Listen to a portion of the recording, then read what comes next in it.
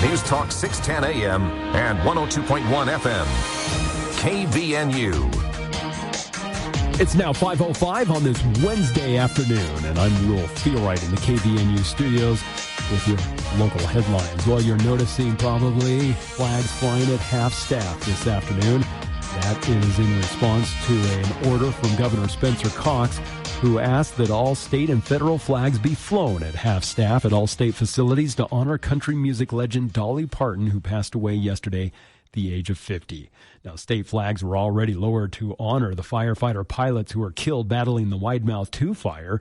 It was a directive that was set to expire this Friday, but now with the extended order, it will continue through Tuesday, September 1st. Now, before her death, Dolly Parton had actively engaged with the state through her literacy initiatives, bringing her Imagination Library program to local communities to fight Utah's childhood literacy crisis. Now, the governor yesterday invited private citizens, local businesses, and community organizations across the state to join him in honoring Dolly Parton's legacy by lowering their flags as well. Well, the owners of Sweeto Burrito in North Logan have announced they have closed their restaurant and will transition their business back to a mobile food truck, citing rising operation costs and hectic restaurant demands. Now, co-owners Shane and Nichelle Sheila had shuttered their storefront at 1730 North Main Street at the end of last month. Now, Shane Sheila was part of the original team that launched the Sweeto Burrito food truck in North Dakota back in 2011 to serve oil field workers. Now, he brought the mobile rig to Cache Valley in 2015 before opening the North Logan storefront in 2017. Now, Sheila said that they just made the tough decision to go mobile again, adding that mobile operations will allow the business to be more personable and fun for the family. Now, the couple is currently focusing their operations in the Franklin County area and plan to return to Utah more frequently next spring. And finally, a horrible story. A 43-year-old Grantsville business owner was killed early Saturday morning after being hit by a vehicle while riding his bicycle near the Great Saltaire, according to law enforcement. Brandon Rogers, who was owner of Deviant Fab and Custom, was riding his mountain bike alongside his wife, Amber Rogers, as she was training for a half marathon. Now, the crash happened just before 6 a.m. Saturday morning along an I-80 frontage road about a mile east of the Great Saltaire. Now, police say a 28-year-old driver of a Nissan struck Rogers, causing fatal injuries. The driver remained at the scene and is cooperating with investigators. Meanwhile, Amber Rogers has created a fundraiser now to try to help cover household expenses following her husband's sudden death. Well, we're going to see temperatures start to dip tonight, and we'll be back into the low 90s again tomorrow, though, as over the next several days, temperatures staying in the high 80s to low 90s, with overnight temperatures staying right around the mid-50s. We'll start to see some increasing clouds, though, Friday night as a storm comes in, and that's going to bring a possibility of some rain possible for Saturday and into Sunday, and some cooler weather as high temperatures Saturday, Sunday going to only be in the low 80s. Yeah, so a little cooler weather for the weekend, but we'll get back into the warmer weather for the first of next week. And make sure you stop by Napa Auto Parts. They have everything you need to keep your car running during these hot summer days, whether it's batteries that you need or maybe a booster pack 100 amp jump starter set. You'll find it on sale right now for only $129 at Napa Auto Parts. They have 5 locations from Preston to Providence, all locally owned and operated.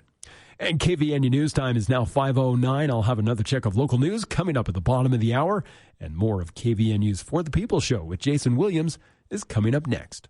This summer, Utah broke heat records and thousands of homes lost power when overheated equipment gave out.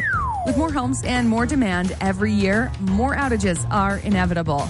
That's why Greenbox Solar installs battery backups for the best price. How do you think they became Best of Northern Utah's gold winner 3 years in a row? It's because when the power drops, your home keeps running on electricity you already stored. Be the house with the lights on. Go to poweredbygreenbox.com. That's poweredbygreenbox.com. Sean Hannity from 1 till 4 on News Talk KVNU, 102 FM and 610 AM. This is Cache County Fire District Chief Brady George. Due to ongoing fire dangers, fire restriction orders have been increased to Stage 2 restrictions. These include the following acts. Building, maintaining, attending, or using fire or campfire is prohibited, including charcoal grills, pellet grills, or ash-producing fuels. All other restrictions remain in place, including no smoking except within an enclosed vehicle, trailer, or building, a developed recreation site, or while stopped in an area that is paved or free from dry vegetation. No cutting, welding, or grinding metal in areas of dry vegetation. No operating a motorcycle, chainsaw, ATV, or other small internal combustion engine without an approved and working spark arrestor. No discharging or using fireworks, tracer ammunition, or other pyrotechnic devices, including exploding targets. Cache County Fire District urges all residents and visitors to use caution during outdoor activities. Preventing wildfires and protecting the beauty of Cache County is a shared responsibility. Constantly sneezing, having itchy eyes, or runny nose? It's allergy season. This is Dr. Tyson Brown with Budge Clinic's Allergy and Immunology team. We can help you get the relief you need. Having the only board-certified allergist in the Valley, Budge Allergy Clinic offers allergy testing, allergy shots, and treatment, and much more. Call the clinic and book your appointment today, 435-266-4735. That's 435-266-4735, or search Budge Allergy Clinic for details.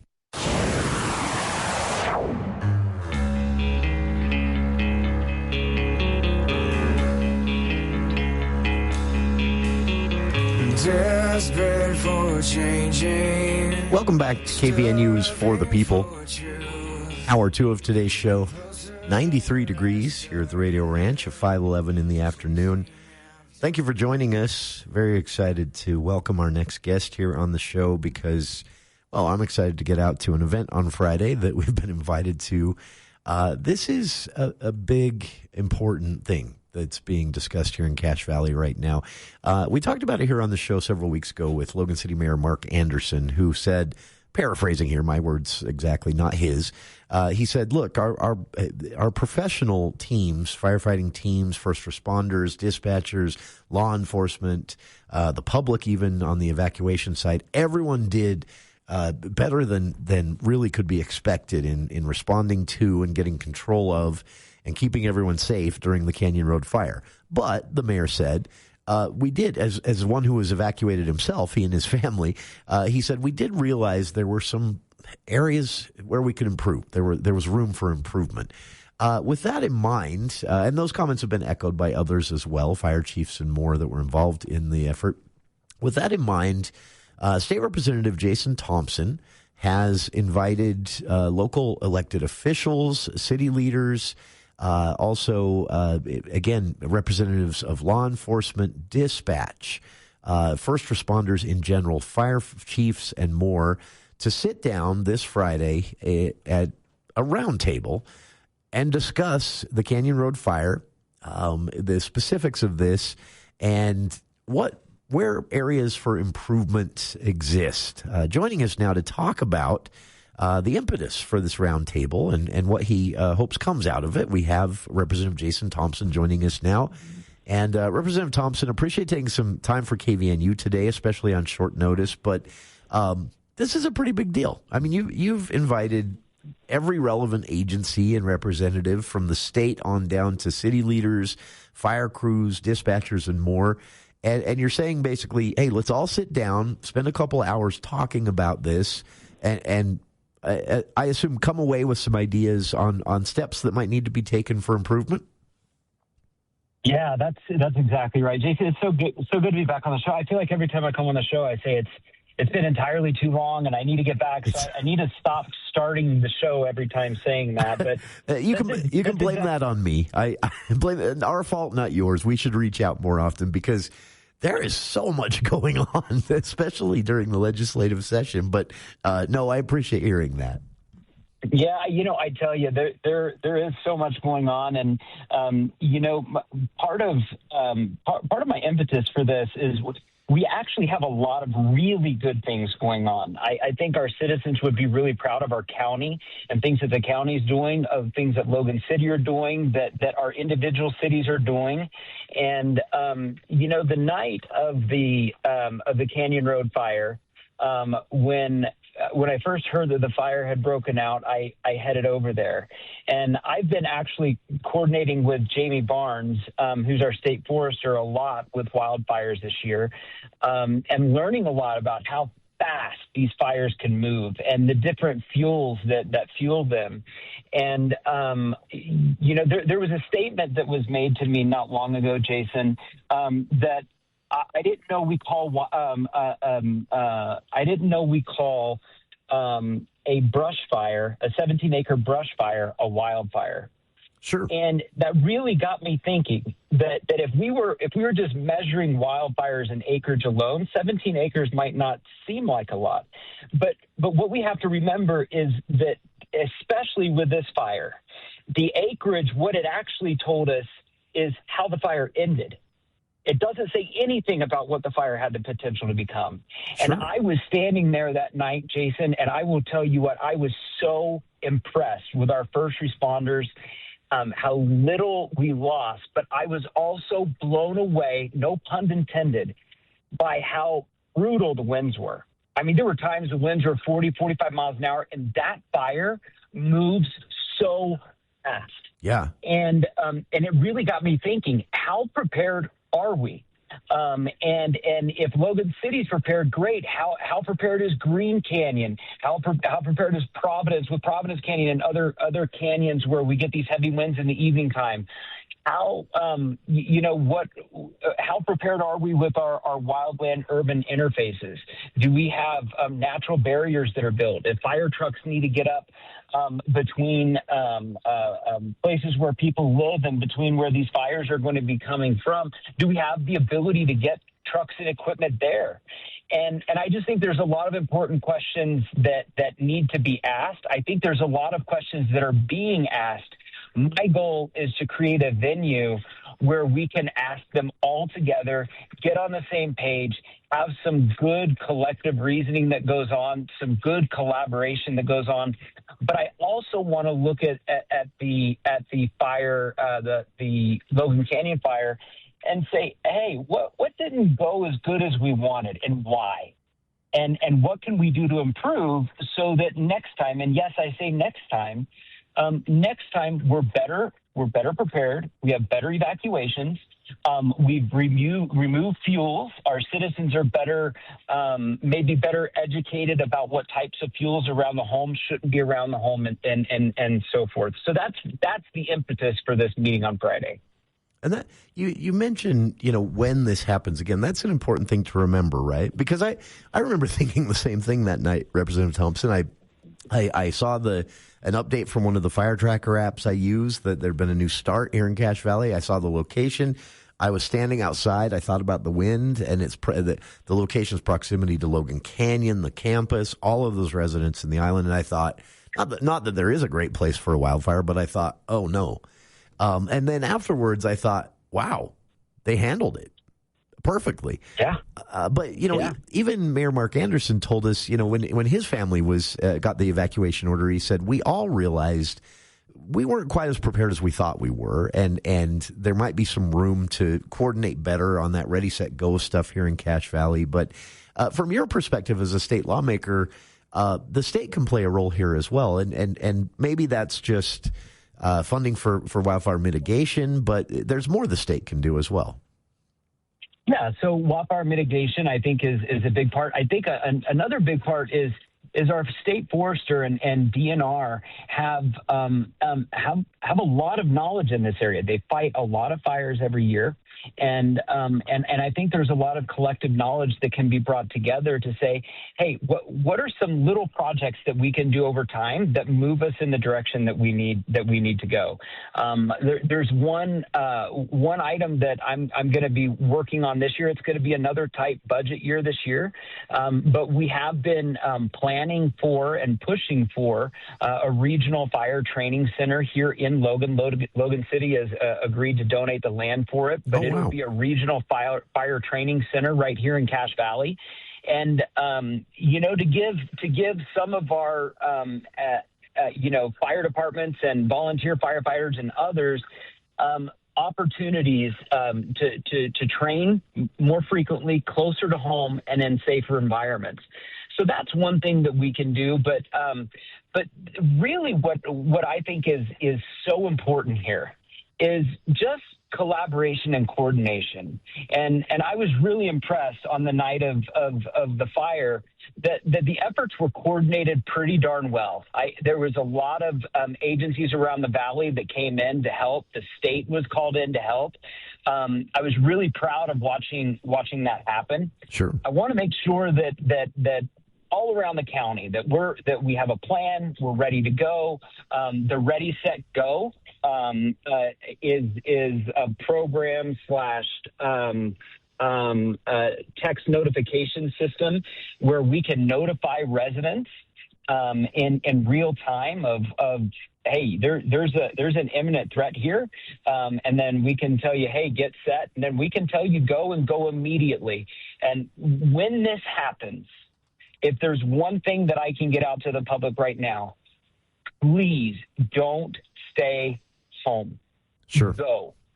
Because these, again, if anybody was out there watching these, and yes, I will call them wildfires, with the conditions, with really low humidity and really high winds, and as dry as we are, it is extraordinarily dangerous. And saying, hey, I'm just going to stay here and ride this out, just go.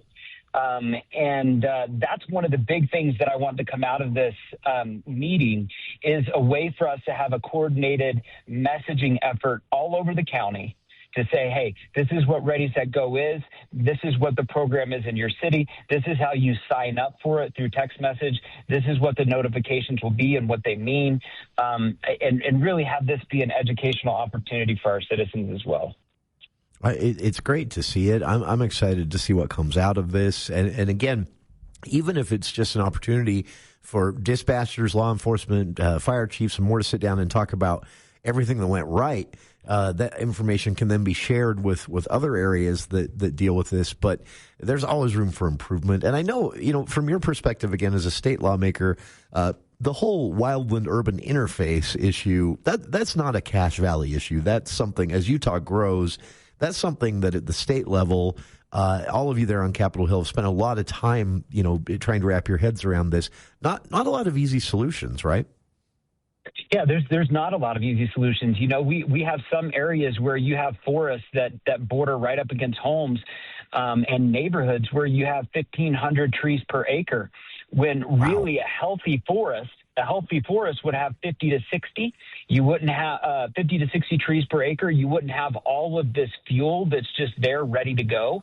And so that's why we will have our federal partners there Friday as well. And that's why a good, healthy federal-state partnership on this is going to be so important as well, because we need to get these forests cleaned up. We need to make sure that they're healthy, and we've got to work together to do that. But yeah, this is an issue all over the state. It's not just a Cache County issue. Unfortunately, we get later. It tends to be later in the season as we move into monsoon season that we start to see the fire danger up here in Cache Valley as we get towards the end of the summer, generally speaking, where we've seen fires the rest of the summer throughout the rest of the state. So we've got to be vigilant. We've got to be prepared. And Friday is designed to help us to do that. And I want to repeat, I think every one of the listeners would be extraordinarily proud of the work that our municipalities and county are already doing to be prepared. This isn't like there hasn't been a tremendous amount of work already being done on this. This roundtable is simply just to bring us all together, say, hey, what can we learn from the Logan fire? How can we coordinate better? And then how can we educate the communities better and have connectedness with our city officials and residents in the case of a wildfire or some kind of a threat? Sure. And again, you know it's coming. In a perfect world, no, but we don't live in that world. So it's coming. It's something that is going to pop up, and being prepared is really so key in making sure things go as well as they did with that Canyon Road fire.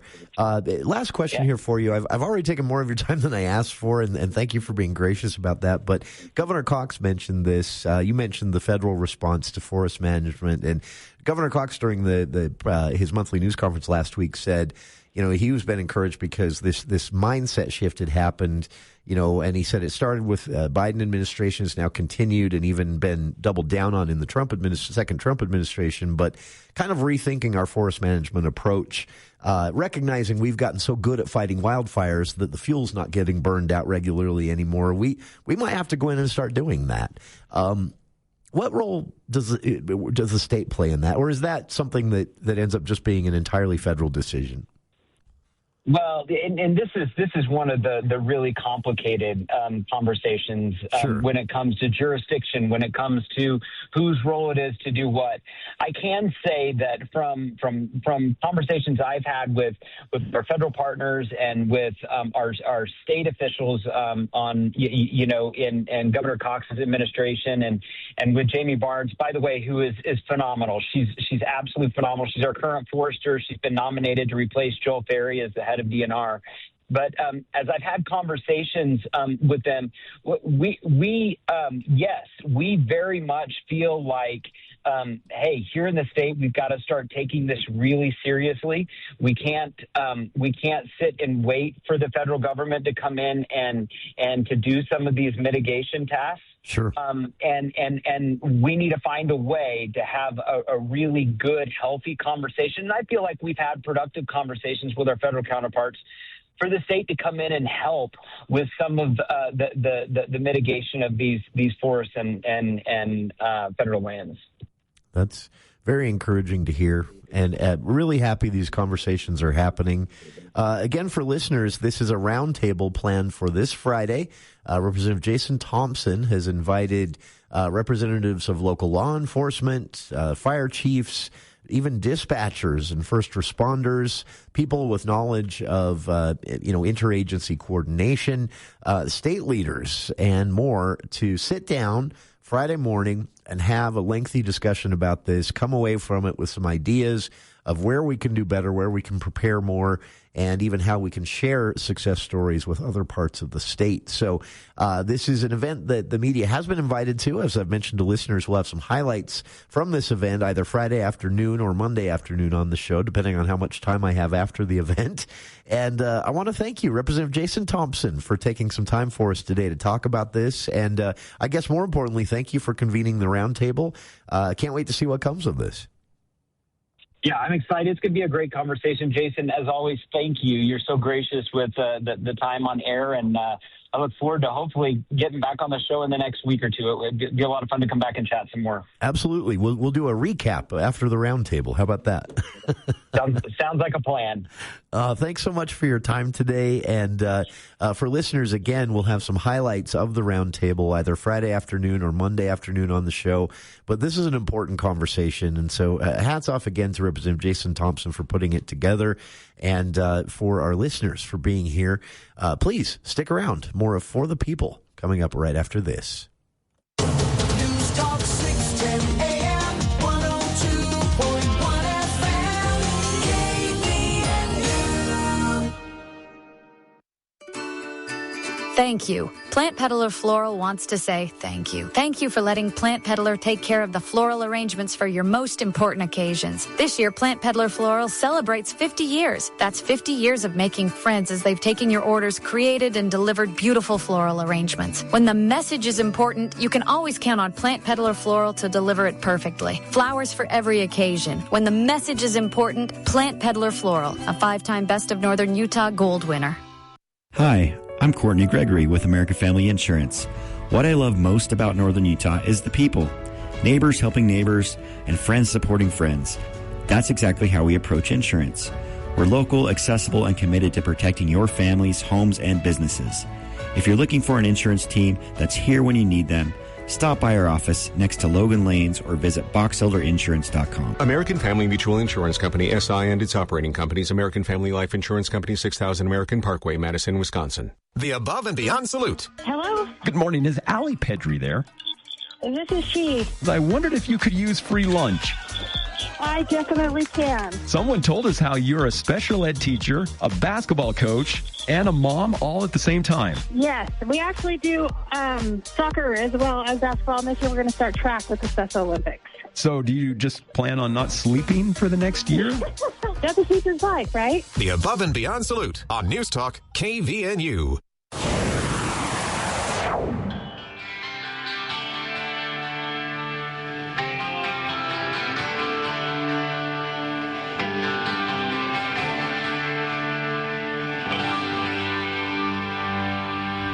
Thanks again to Representative Jason Thompson.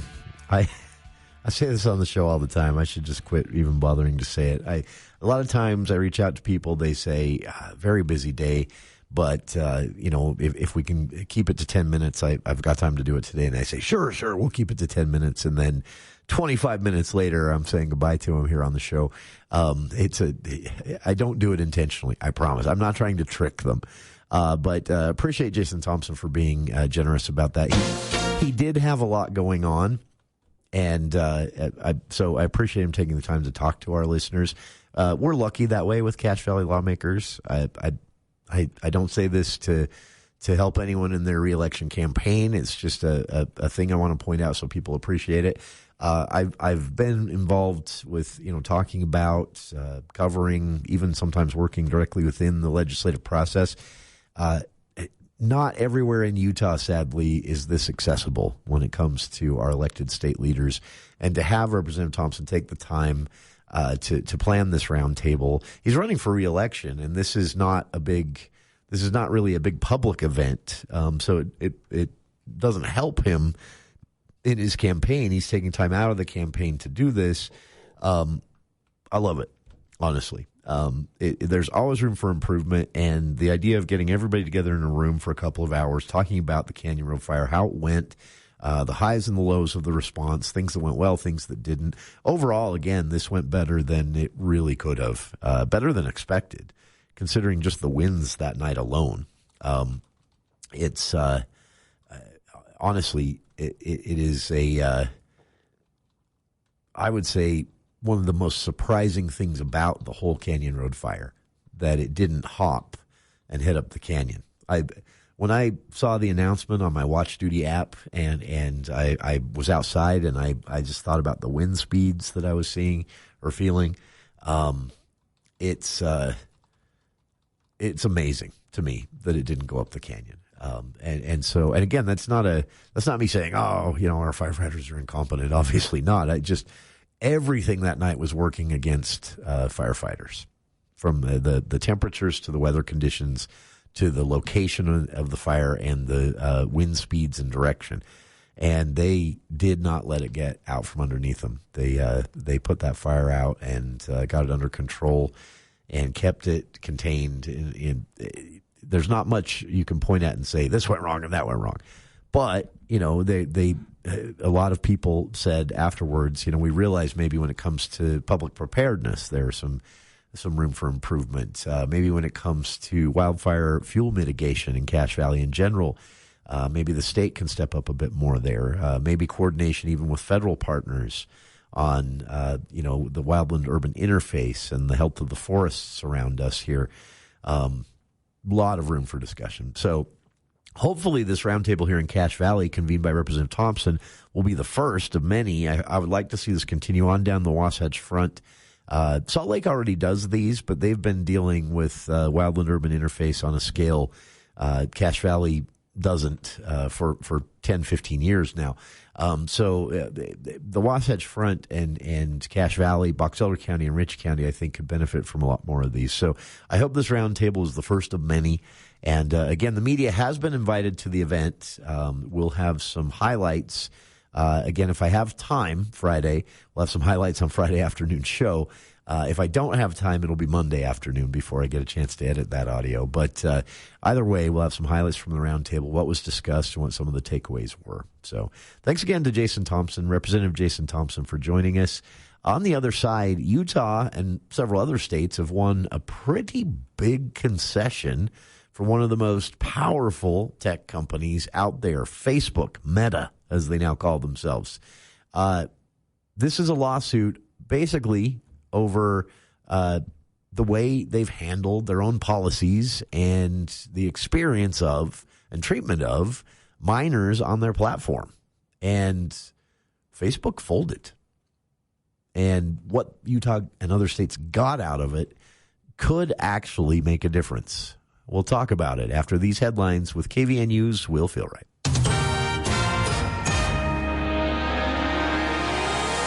Well, thanks, Jason. Family members of a 13-year-old Millville boy with cerebral palsy are turning to the community for help purchasing a wheelchair-accessible van.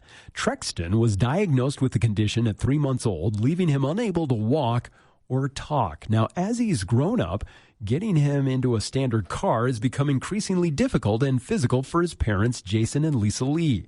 Now, relatives recently launched a fundraiser to try to buy a modified vehicle after finding a seller here in Utah. But accessible vans often cost between $70,000 to $100,000, though the family has managed to be able to negotiate a lower price.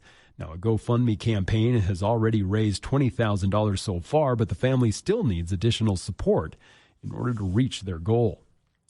Meanwhile, 2 adults were killed yesterday afternoon in a crash along I-215 in Salt Lake City, according to the Utah Highway Patrol. Now, the crash happened along southbound I-215 West near 2100 South by the Salt Lake City International Airport. Now, it forced officials to have to close all southbound lanes of I-215 for several hours. Now, authorities have yet to release many details about the accident. UHP Trooper Jason Kitchen said that investigators spent the night interviewing other individuals who were involved in that crash. And finally, the Utah Court of Appeals has dismissed 3 felony convictions against a man who sexually assaulted a woman in 2001, but they have upheld his consecutive sentences, keeping him in prison for at least 35 years.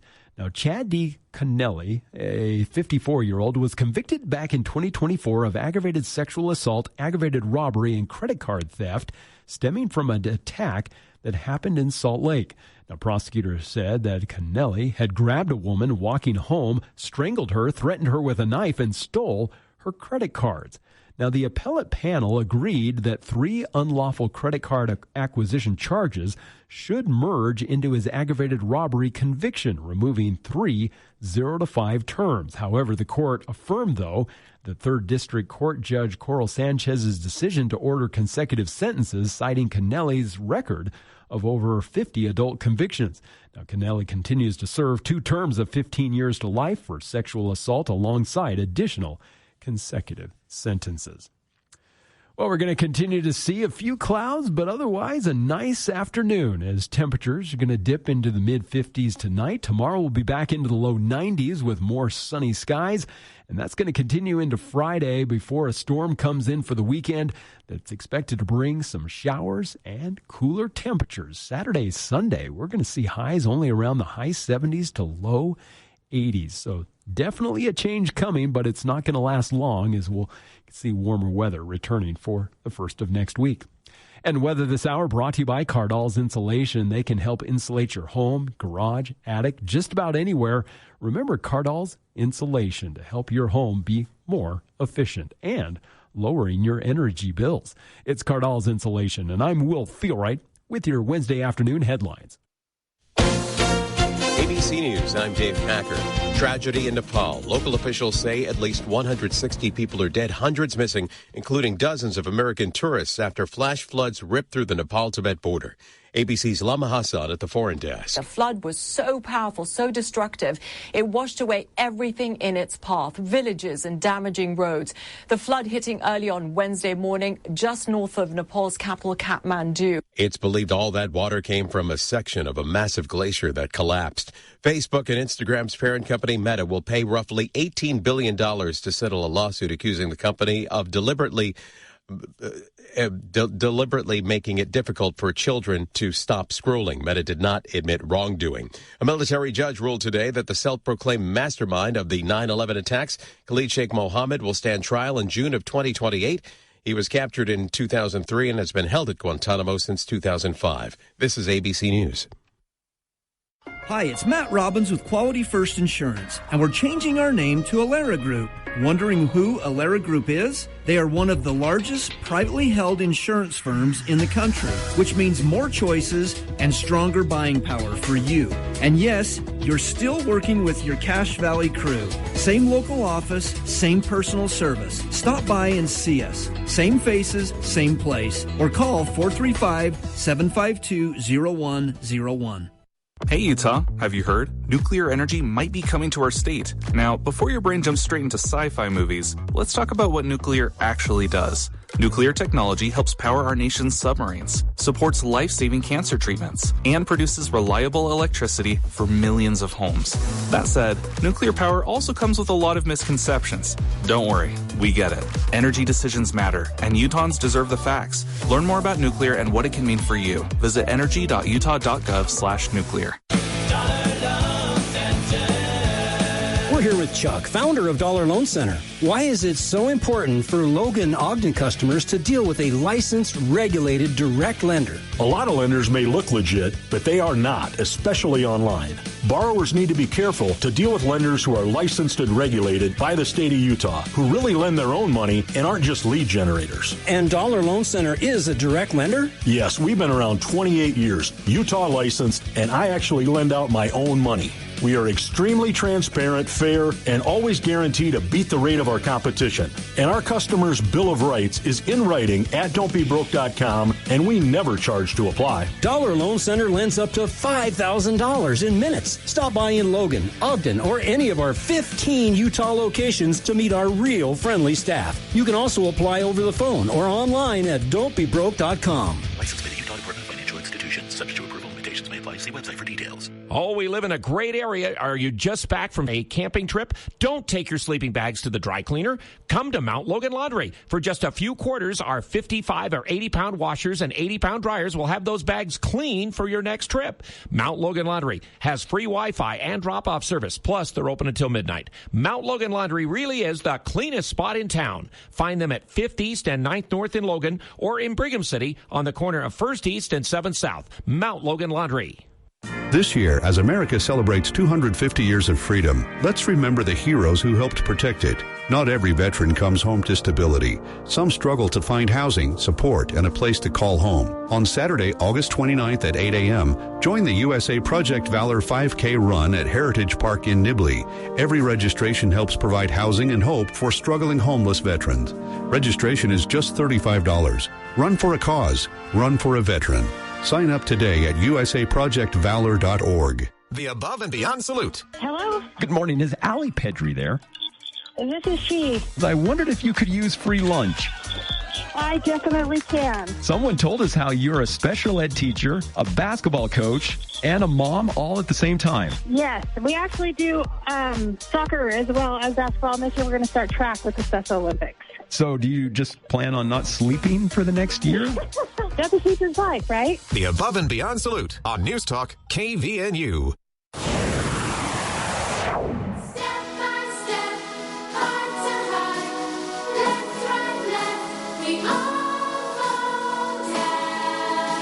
Welcome back to KVNU's For the People.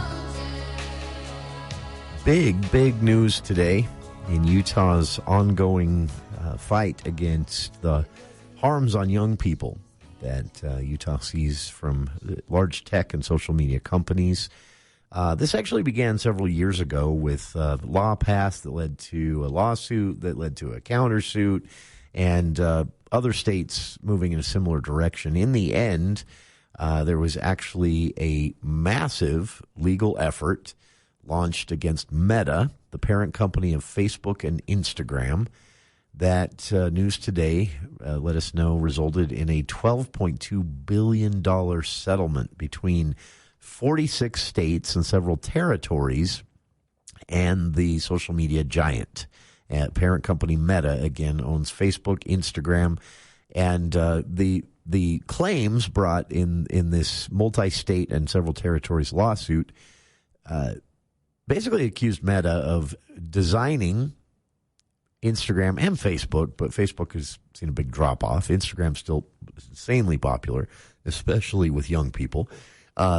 the claim is that they intentionally designed Instagram with addictive features.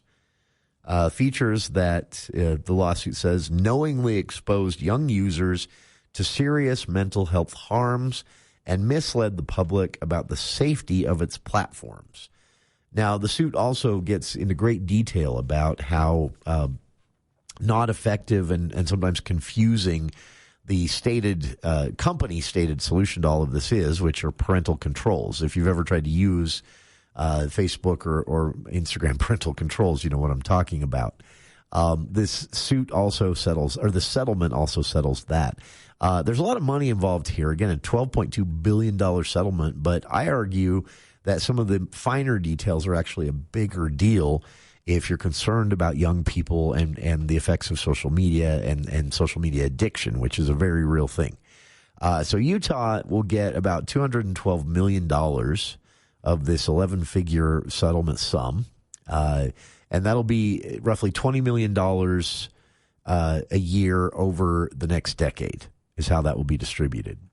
The settlement also requires Meta, again, the parent company of Instagram and Facebook, to implement new safety features for young social media users.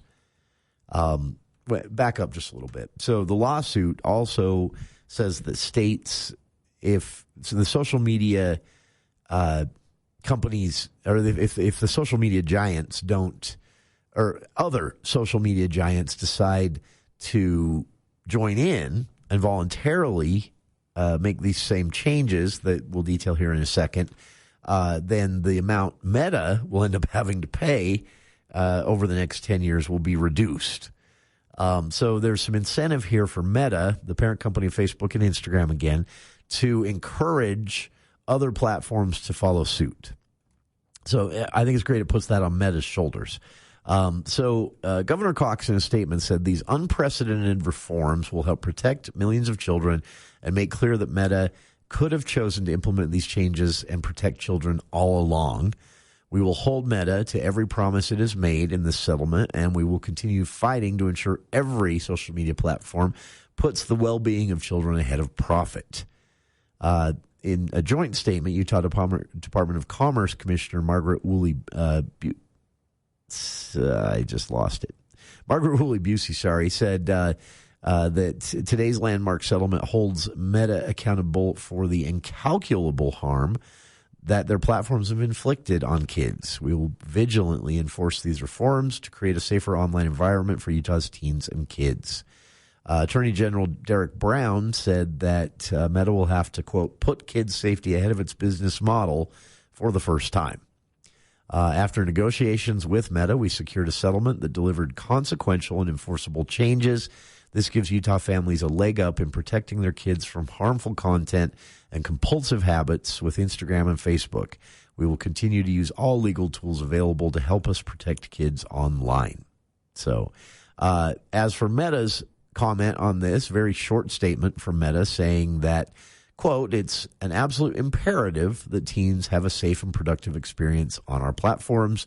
We want to get this right for parents and teens. That's why we partnered with state attorney generals to set a new industry standard. No mention of the fact that it actually took the lawsuit to get them to act. I say that because I think it's important you understand how these companies have conducted themselves so far on this front. So, the money's a pretty big deal. Again, about $20 million a year for 10 years for Utah from Meta, the parent company of Facebook and Instagram, which Utah leaders have said they'll put directly back into this fight to protect kids online. And here are the details of the technical concessions of the lawsuit. Basically, the changes Meta is planning to make to Facebook and Instagram as part of the settlement. And two of these, I think, are a big deal. The rest, it could be a big deal. Two, I think, for sure will be. A 2-hour time limit across Facebook and Instagram combined that teens can only turn off if the parents give them permission to do so. So parents have to enact parental controls, and then once they do, there's a 2-hour time limit for social media use on these apps, Instagram and Facebook both. Though for the kids, it's mostly Facebook or Instagram they'll be using. And they say that can be undone, that can be temporarily or permanently removed, but only if the parent who controls the parental controls authorizes it, either on a, you might have a day where something's happening or for some particular reason you want to let your kid use it more than 2 hours. You can do that. Night mode, it will be a required part of this settlement. That actually blocks Facebook and Instagram access on teen accounts between midnight and 6 a.m. This would be a platform-wide feature. So if an account is registered for someone under the age of 18, under the age of 13, those are the two rough thresholds that they have. You would have the option to activate this, and so between midnight and 6 a.m., they can launch the app all they want. It's not going to refresh. School mode, that mutes. So the app still works during the daytime, but between 8 a.m. and 3 p.m. in a local user's time, if they're on a teen account or an under 13 account, between 8 a.m. and 3 p.m., the Instagram app and the Facebook app would not push notify you. You wouldn't get pop-up notifications that someone had posted or commented, things like that. This is something that can be activated for all users, but prompts, you can set these at 15 minutes, 60 minutes, and 90-minute times.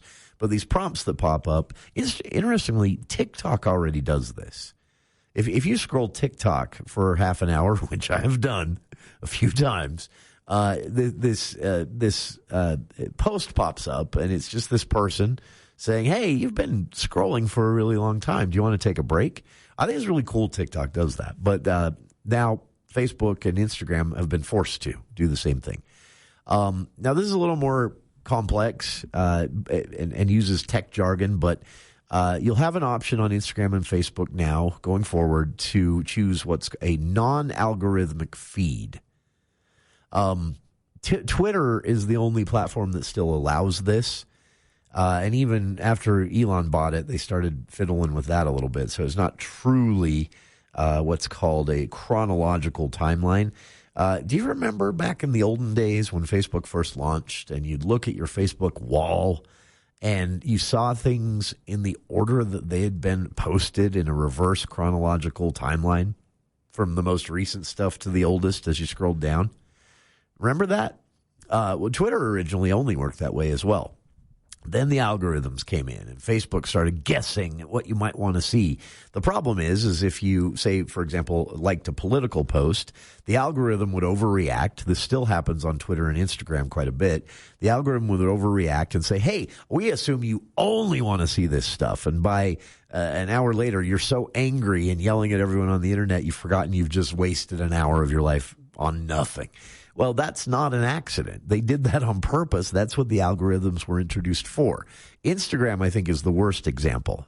Sometimes opening Instagram, you can absolutely forget that you're only following family and friends because the algorithm is like, I assume you want to see everything but your family and friends. Here's some stuff that might make you mad or happy and keep you using the app, like a casino.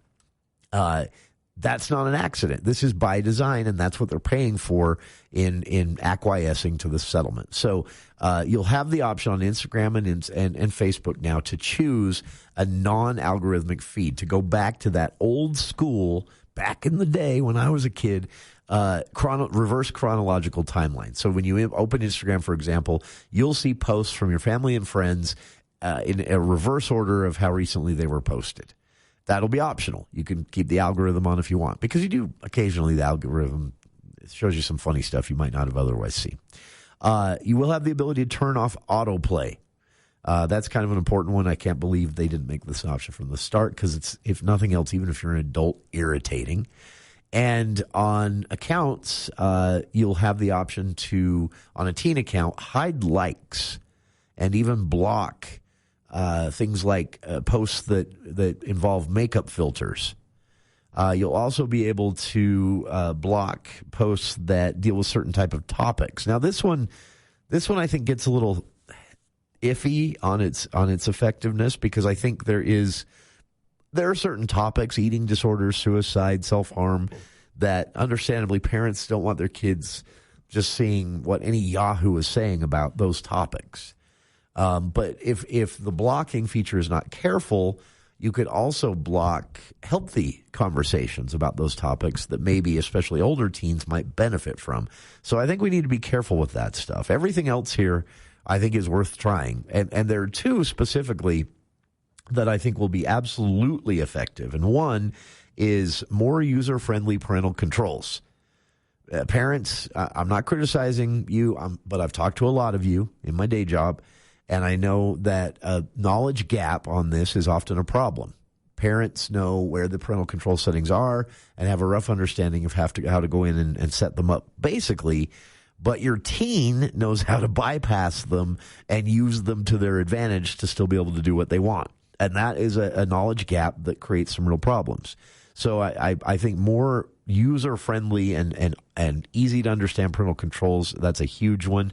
And then the non-personalized or the non-algorithmic feed, to be able to go back to that reverse chronological timeline, means your child, your teen, is only going to see posts from people they follow, as opposed to posts that Meta thinks they might be interested in. That's where the teens get stuff parents probably don't want them looking at. So I think those two are going to have a huge positive effect. The rest, we'll see. School mode with no notifications, probably a good idea. I still remain opposed to the bans and blocks. I like you've been on for 15 minutes, 60 minutes, 90 minutes reminder. Hey, do you want to stop scrolling for a bit? I think that's good for anybody, teens and adults. But the midnight to 6 a.m. App doesn't work for a teen account. The kids just figure out how to get around this. I think we shouldn't waste our time with stuff like that. What do you think? This is a big deal. A lot of money for Utah and 46 other states. But I think more importantly, Facebook confessing basically that they haven't bothered to do some very basic things to keep kids safe online with Facebook and Instagram. Meta, the parent company.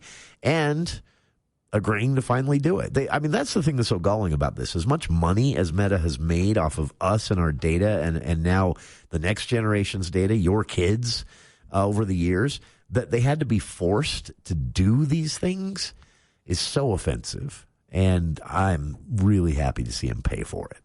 We'll be back right after this.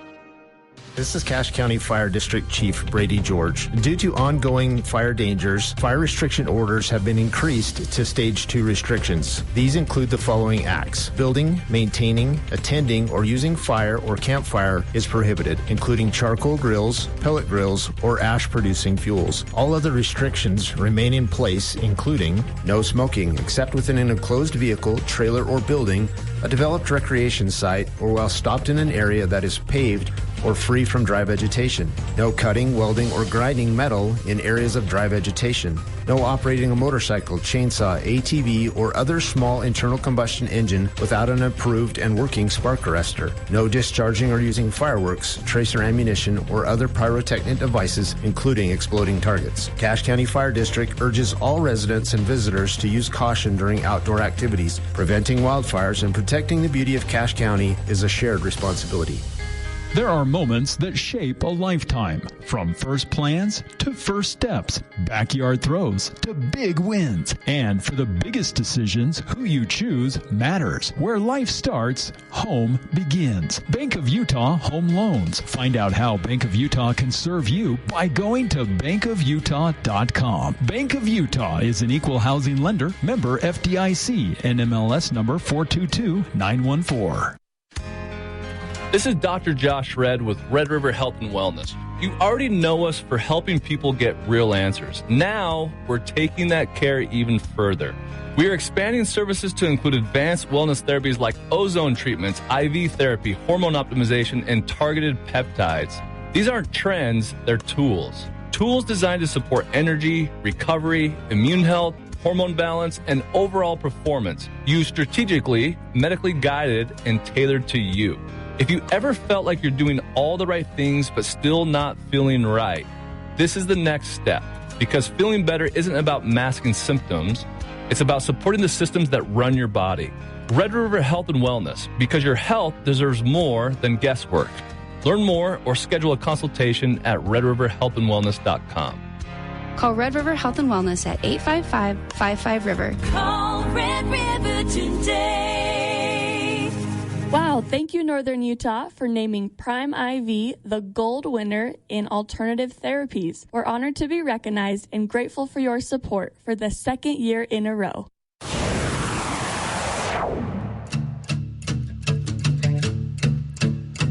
That's our time for today. Thank you for everyone for tuning in. Thanks again to our guest, Representative Jason Thompson. If you'd like to know more about the Meta Facebook and these concessions and technical changes to the way Instagram and Facebook will work for teens, I've posted a link to some of this. Last note on this, when can we expect them to be in effect? That timeline is a little iffy, but Facebook, Meta, rather, for Facebook and Instagram said soon. So keep an eye out for that. Tomorrow on the show, a twofer. We have a full entertainment show tomorrow. Charlie Schill and the For the People Theater Hour, followed by one day early this week due to his